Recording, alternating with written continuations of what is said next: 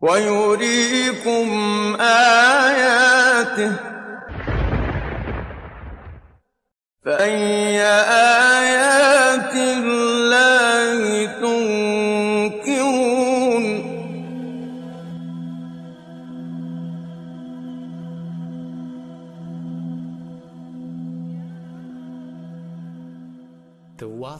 آب، هوا، کوه‌ها، حیوانات، نباتات، بدن شما و هر چیز دیگری از کوچکترین تا بزرگترین چیزهایی که رسیده احساس و یا دیده می توانید از اتم ها ساخته شده‌اند، ذره های تشکیل دهنده ماده ها. اتم ها آنقدر خرد هستند که حتی با پیشرفته ترین میکروسکوپ ها قابل مشاهده نمی شوند. اتم تقریبا میلیون مرتبه از موی سر انسان خرد است. دیامتر یک اتم از 0.1 تا 0.5 نانومتر طول دارد. تصور کنید که شما یک خوشه انگور را در دست دارید و یقین است که شما قادر دیدن اتم های این انگور نیستید. خوب اگر یک دانه از این انگورها به اندازه کره زمین باشد، پس اندازه یک اتم که این انگور را تشکیل داده است مثل یک دانه آلوی خرد می باشد. اکنون فکر کنید که چی چیز داخل این ساختار کوچک وجود دارد. هرچند این ساختار خیلی کوچک است، اما سیستم پیچیده آن شگفت انگیز می باشد.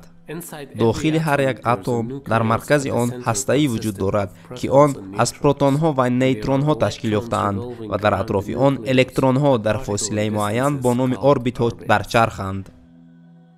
حجم هسته‌ای 10,000 مرتبه از اتم خردتر است. برای فهمش بیشتر این بار اتم را به اندازه یک میدان ورزشی تصور کنید و در این صورت اندازه هسته‌ای آن به یک مهره خرد برابر خواهد بود و باقی آن فضای خالی است. در حقیقت اگر شما فضا را از داخل همه اتم هایی که سنگ، شیشه و آهن برج امپایر استیت را تشکیل می دهند گیرید، از همه اینها تنها یک ذره مثل دانه برنج باقی می ماند، اما با هزاران و میلیون ها پوند باقی تنها فضای خالی است. از همه جالبترش این است که 99.5% حجم اتم را هسته‌ای تشکیل می دهد. تقریبا همه صفتی که وزن اتم را تشکیل داده است در هسته‌ای آن متمرکز است و این صفت به واسطه نیروی با نام نیروی هسته‌ای تشکیل می یابد. به همین خاطر الکترون ها تحت تأثیر این نیرو قرار می گیرند و از مدار خود خارج شده نمی توانند. گذشته از این، تحقیقات فیزیکی ذره ها نشان داده است که حتی پروتون ها و نیوترون های نیز از ذره های خردتر با نام کوارک تشکیل یافته‌اند.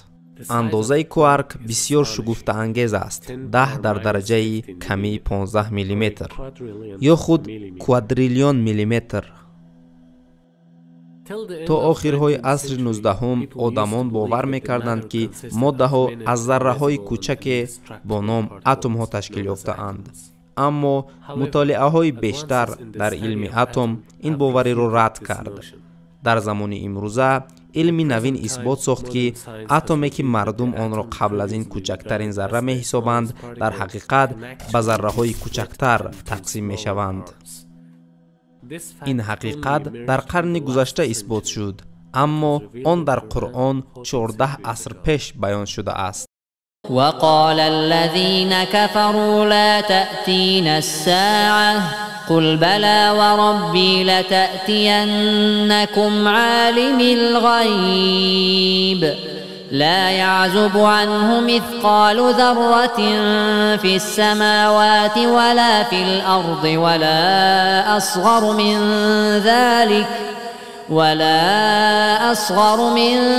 ذلك ولا أكبر إلا في كتاب مبين.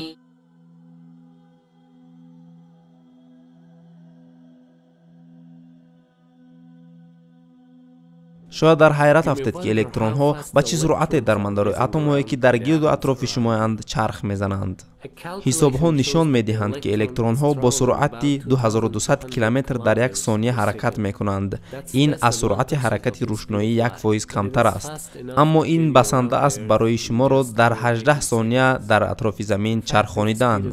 ин суръат дар қиёси атомӣ тасаввурнашаванда аст, аммо ба ин ҳама печидагӣ ҳеҷ беназмие дар ин сохтори хурдакакӣ рух намедиҳад.